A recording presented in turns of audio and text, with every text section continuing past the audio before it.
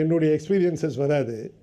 ஆனால் என்னுடைய பேட் எக்ஸ்பீரியன்ஸுன்றது என்னென்னா, நான் ஹிந்தி கற்றுக்காம கஷ்டப்பட்டது ஒரு பேட் எக்ஸ்பீரியன்ஸ். என்ன சார் இப்படி சொல்லிட்டீங்க? ஹிந்தி தெரியாது போடான்னு நாங்கள் பெருமையாக சொல்கிறோமே சார். இங்கே அது உங்களுக்கு எப்படி சொல்கிறது, உங்களுக்கு ஹிந்தி கற்றுக்கினா தான் you can communicate with India.